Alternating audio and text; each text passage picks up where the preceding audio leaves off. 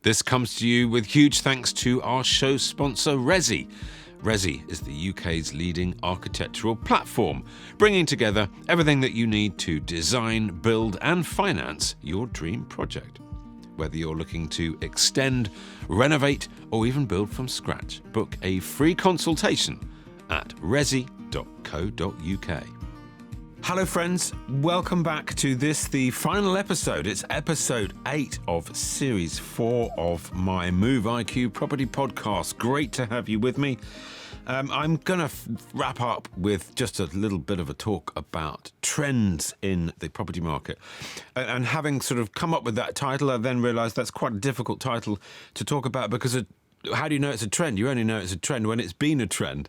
You don't necessarily know it's a trend when it's happening. And of course, we are in a changing world, and there's been a lot of change over the last 18 months or so. But there are some trends that are already coming through, and I'm seeing it in my day-to-day work and role as I travel the country looking at houses. The obvious one that's affected everybody is working from home and the ability to do that.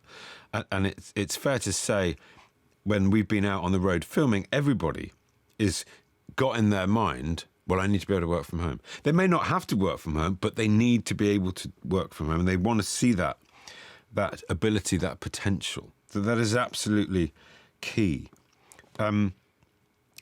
We're also seeing the topic of open plan is being revisited. A few years ago, open plan, all the rage. Everybody was taking out doors and passageways, and double receptions were all becoming one. Does an open plan environment really work when there's mum and dad are both working at home and kids are running around and everyone's trying to do different Zoom calls and homework? And it's all well and good being together in one place, but actually when you don't want to be together in one place and you want a bit of peace and privacy, open plan isn't quite as popular as it once was. So I think that is certainly being revisited. Dining rooms. They haven't had a lot of use recently. My dining room is now my office with a couple of desks in it, and I don't really think that will ever return to be my dining room again.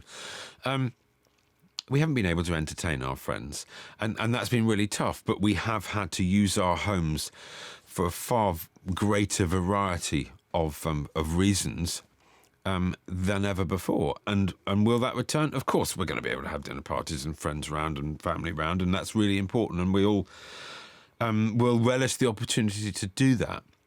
But it has, I think, made us question the use of space, and every square foot in our homes has to justify itself. And the way of doing that, I think, is how often do you use it? How important is it to you? How often do you use it? Not how much you like it, how much do you actually use it? Our homes are very expensive nowadays. Every square foot has to play its role. I think investing in gardens, I'm seeing a lot more. The outside space stands to reason. They've become, or were really important to people who had outside space, their own private outside space during a period of lockdown. People are investing in their outdoor spaces in the same way that they invest in their rooms. And they're also combining the work from home with the outside space. And I've seen, well, I haven't seen so many of them, but there's an awful lot of them being bought. Offices, smart sheds, pop-up pods, shepherd's huts, the works. There's some serious money being spent out there in extra square footage detached from the house. Could be a teenage den, could be a yoga studio or a gym, it could be a dedicated office, it could be a mix of all three. And I think that is absolutely here to stay. And they really do add more value than they cost. They're not cheap anymore because they were really in high demand just at the moment. But they certainly will also be in high demand when it comes to advertising and marketing your house, because buyers will love to see them. I think there are trends, as always, in styles, of things like kitchens and bathrooms and lighting and colour schemes and textures. I'm seeing an awful lot of grey out there at the moment. Perhaps too much. I think grey is a real trend, and that will perhaps take its turn. It's lovely, but I'm seeing an awful lot of it. Textures.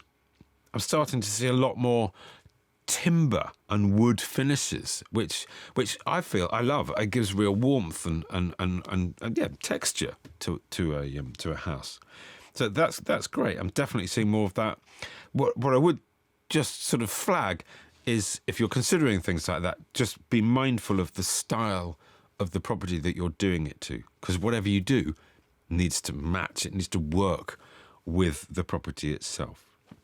That's a sort of slight caveat or word of warning. Lighting is becoming ever more sort of high spec. Mood lighting, tone lighting, colour lighting. I mean, you get so much lighting. It is quite technical. It is quite expensive. There's quite a lot to go wrong.